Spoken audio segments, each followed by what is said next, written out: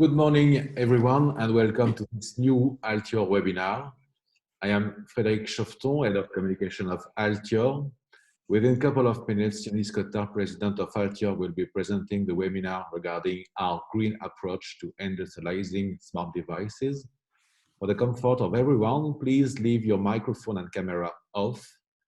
At the end of the presentation, feel free to write your questions in the chat box on the right of your screen.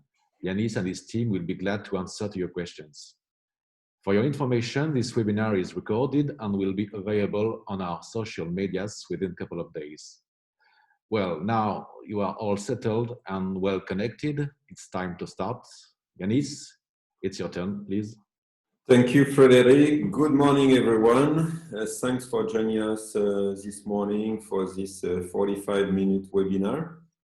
So it's going to be two parts. We are going to present you our approach during 25 minutes, and then we'll have a Q&A session for about 20 minutes.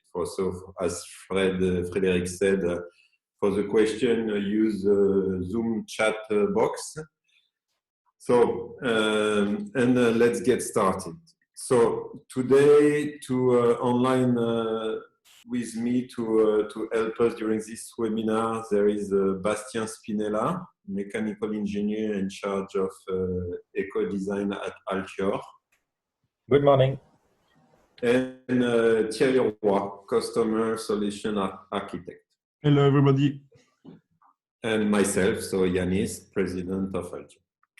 So before we start with our green approach, I will give you, for those who don't know, an overview of Altior Group.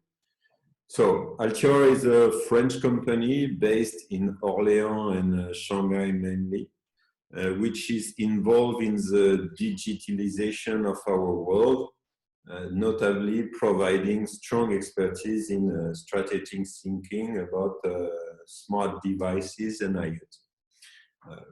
We assist our clients in definition of their need, design, industrialization, production of those IoT products. And who says IoT products means product made both of mechanical parts and electronic parts. And this is what we are going to present you today, our approach around those different technologies.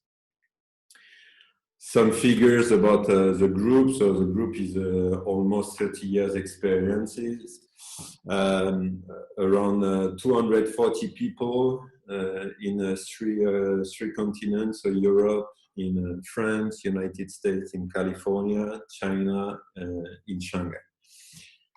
We generate a turnover around 32 million euro, of which 50% is made of IoT products. And what makes us unique is our global approach from consulting, R&D, engineering and design services, which are located in France, and our fully owned factory in Shanghai that combine quality, competitiveness, and flexibility with a strict code of ethics, in particular with respect to the IP of our clients. So the range, as I said, this is a one-stop shop. From design to logistic, going through product engineering, prototyping, qualification, industrialization, manufacturing, and with some very important values around our customer relationship, about innovation, about quality, and overall about passion about what we do. Some of our references, as you can see, can be either big groups like Schneider, NG, Somfy, Freebox, but also a lot of startups, especially in the French tech ecosystem, people like Pharmaco, Bukinu, Nodon, or any that you can know, and you have some picture of the recent product we developed. So as you can see, we have a very focus on a good look and feel of the products. So let's come to the heart of what interests us today, the presentation of our eco-responsible approach. So very proud to present you this new logo, which is designed for tomorrow. And this claim is really meaningful to what we do about this green approach. This is what we have launched internally. So this is what we call Design for Tomorrow.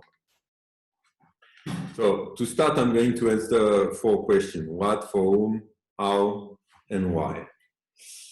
So what Design for Tomorrow is? It's a launch of our eco-responsible approach to control and reduce the environmental footprint by R&D for manufacturing of products. For who? For sure, it's for our clients. As you know, Altior doesn't have its own products, but we are building a toolbox which is available for our customer, and any customer can pick any of these tools to act on the conception of his product, the design of his product, to reduce his environmental footprint. How? As I said, this is really a toolbox, and we are going to remind you in any choice you are going to make what are the possible choices you have and how you can use more green technology or material. So this can be for plastic, for packaging, but we are going to see all this. And why? This, I believe, in 2020 is something like obvious, but this needs to every every company has to do a smaller step in order that we all reduce our impact on the environment. So this Design for Tomorrow is decomposed in 5 axes. So first axis sustainable, second axis reusable, third axis repairable, fourth axis ethical, and 5 axis optimized. So I'm going to go through every one of those 5 axes. First axis, sustainable. First thing is non-obsolescence program. So this is very important thing in Altior. We never use program obsolescence in the design of electronic products. The second is a choice of eco-responsible material. This can be, for example, for plastic, using recycled plastic, or for cardboard, using recycled cardboard or cardboard from controlled forest. So qualification test to ensure optimal that the product will last for long. This is something we have really worked over the past year, and now we have a very well-equipped qualification test in Orléans. For sure, it comes through a selection of electronic and mechanical references that are reliable over the years, and this comes also through different things. So first our experience, then our new tool, which is Ask, which is our knowledge management tool. So where we register all the existing solution for Altior. And last but not least is remote firmware update. So over the year firmware update, as we know, the IoT world is a very fast changing world, and we make sure that the product can be the firmware of the product can be updated remotely, so that we make sure that product don't come obsolete too quick. Second axis is reusable. So the first point is a reduction of proportion of material of direct origin from non-renewable or fossil resources by using recycled material. So this we do a lot. We are going to show you an example. We are doing that for 10 years, but now we are using this experience to propose new solutions for customers. Second thing is the design of dismantleable products. So this is something which is very important in the eco-conception approach. We need to design products that can be easily dismantlable by everybody. This goes through the reduction of elimination of glue, but also to use screws that anybody can use. And also, regarding the decoration, this is something that we try to focus on nowadays to make sure products are easily recyclable in terms of label or paint or stuff like that. We try to use the best technology to protect the environment. So as an example of this reusable axis, I'm going to give the talk to Bastien. Thank you, Yanis. So an important point of the reusable axis, as said Yanis, is about recycled material. For one of our clients whose product is Internet box, we use this recycling loop. So first, the orange circle in the middle of the screen represents the cycle of products, the life cycle of products. When the boxes reach the end of their life, they are sorted according to their conditions. If they are still in good condition, they could be put back on the market. However, if they are no longer functional, they enter into the recycling loop. So the products are first disassembled to isolate plastic parts that we want to recycle. The parts are then cleaned and degraded to eliminate as many polluting elements as possible. Then comes the crushing stage, where the material is ground into large irregular pieces. If necessary, the material can be further filtered to be purified at maximum. The next stage is the regeneration, where we produce plastic compound. The ground material is taken and extruded into small granules that can be injected to achieve a stable production process. This material is then used to inject new boxes with up to 100% recycled content if wished. Also, we try to keep a small proportion of virgin material, 20% for example, in order to keep good balance in the plastic properties. These new boxes are put on the market and can integrate the recycling loop again at the end of their life. Okay. Next is the client case. So this recycling loop is applied for our customer Freebox. It's a major French ISP with whom we have been working for more than 10 years for the manufacturing of plastics. Since 2012, a circular economy cycle has been implemented, particularly in Eastern Europe and more recently in France, to recover plastic parts at the end of their life and transform them back into new boxes. So today, 100% of the Freebox on the market contain recycled material. The rate of recycled plastic can vary according to material availability, but when we can, we do our best to achieve the 80% recycled and 20% virgin proportion.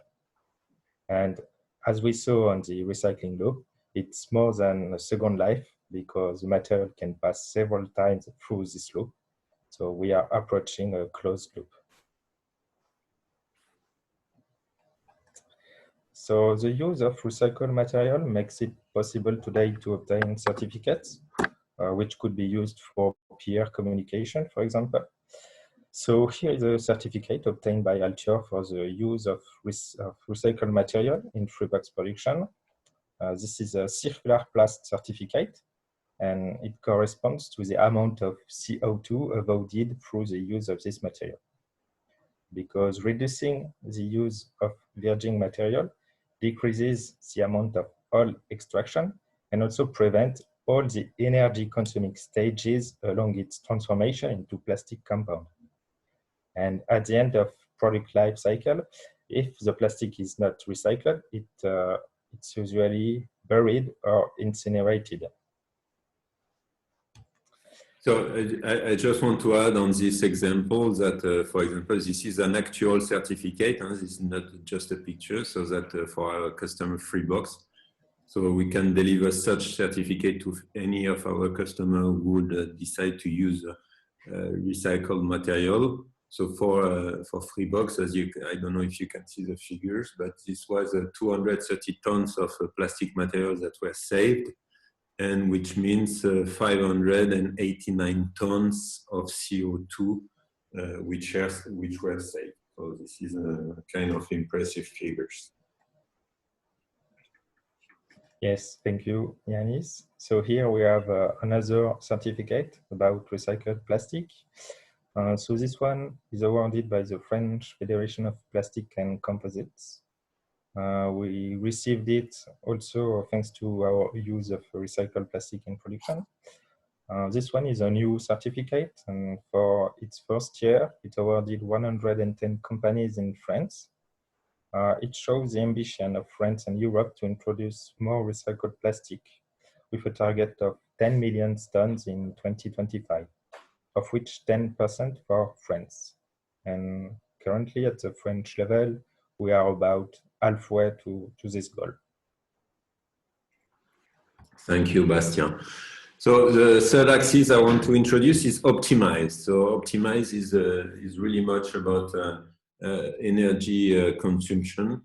So this mainly for electronic boards. So the first point is the selection of energy efficient components.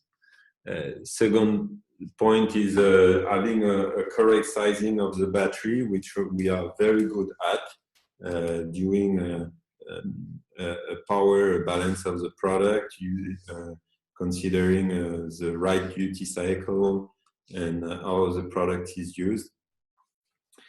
And also using batteries when we can instead of disposable battery, and also when we can using energy without battery. So this goes, for example, with the Innocean technology, but not only.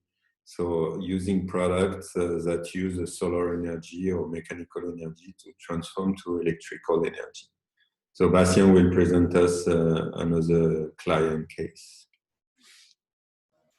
So here we have Nodon, a study case about Nodon, which is a subsidiary of Altior, specialized in home automation products.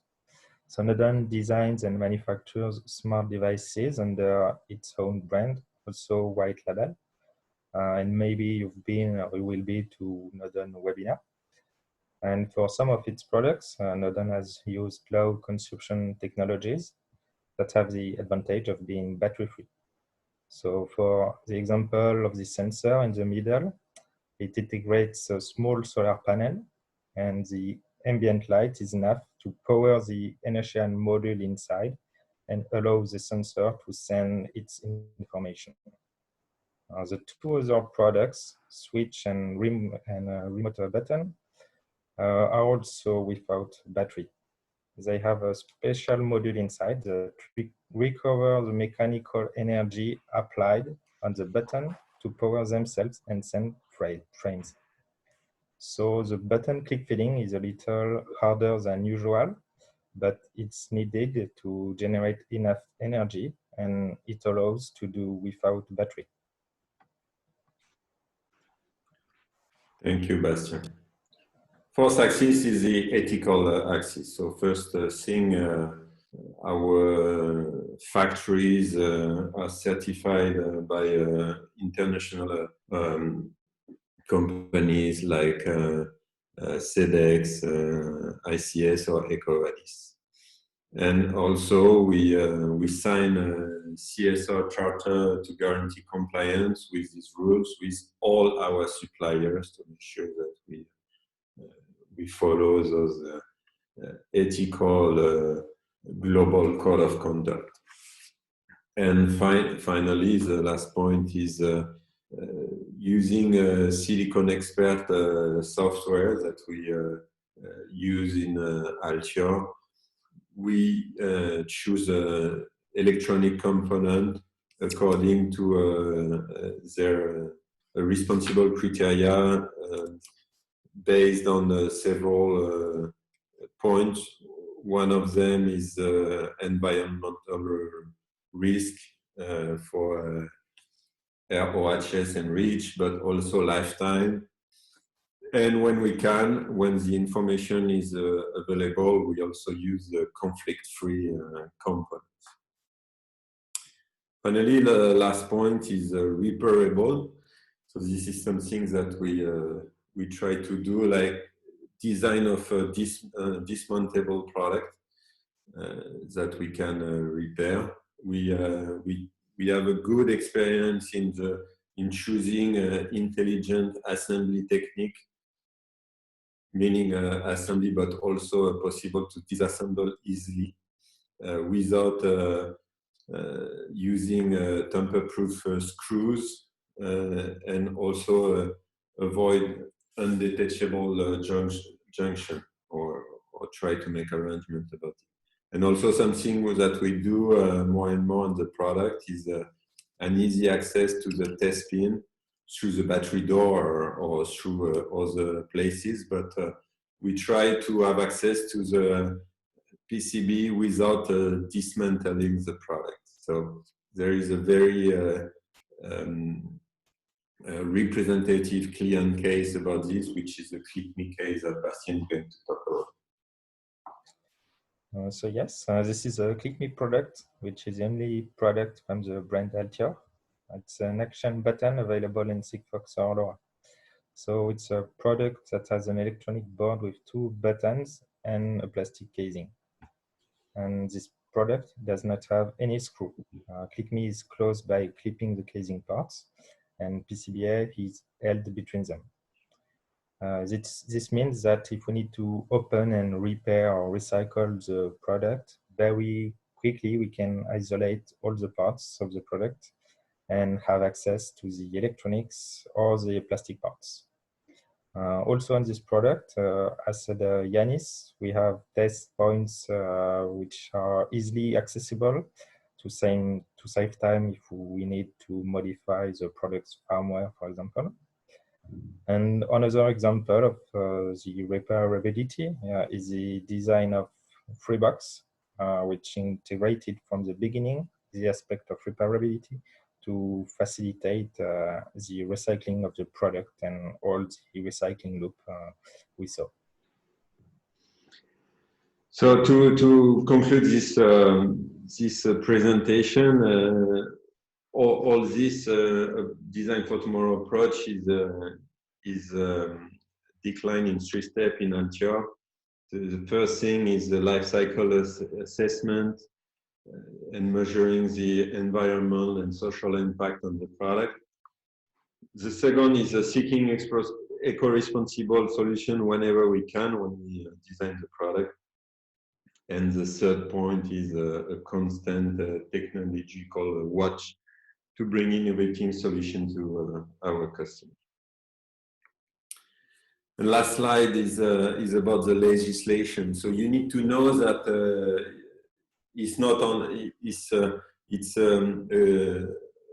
good to have, but it's going to be a must-have very soon because the politics are taking measures to reduce the economical and impact on product production, and there is a legislation coming out which is going to impose every plastic producer to incorporate recycled plastic in the product. So meaning recycle, for those who know about injection, recycled plastic doesn't mean the sprue or your own recycled products. It needs to be recycled product from outside of your own company. So this is in France, the law is already voted, but this is a European directive, so it's going to be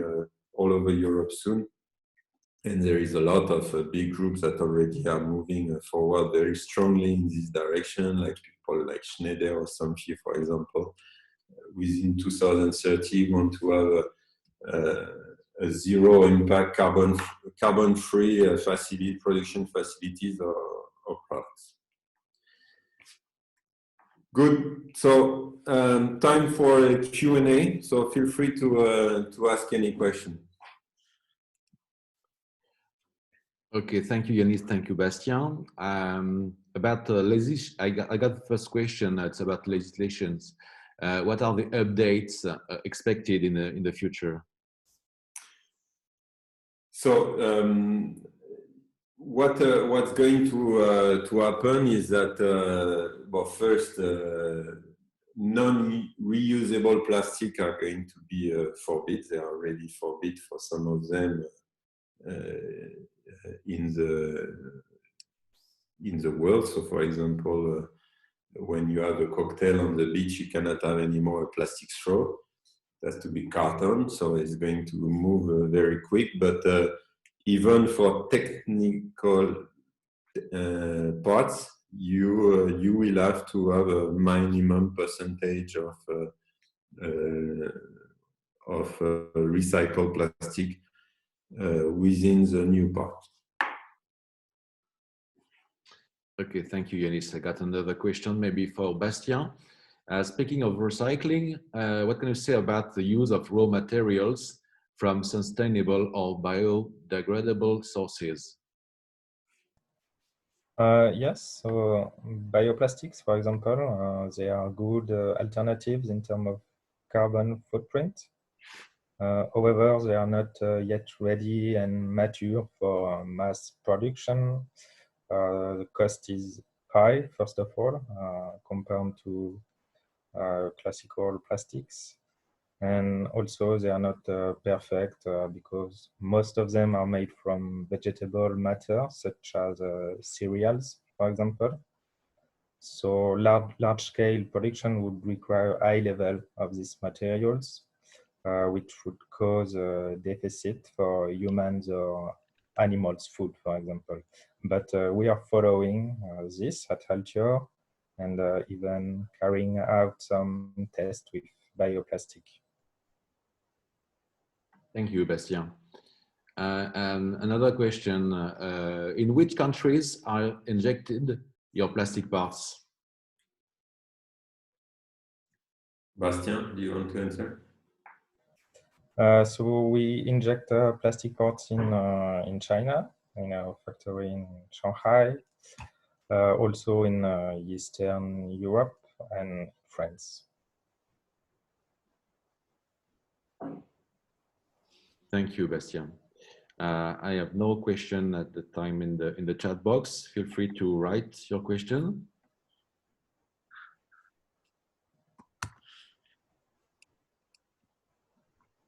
Otherwise, if you have more questions after the webinar, I just sent you the email address of Yanis and Bastien for any further questions after the webinar.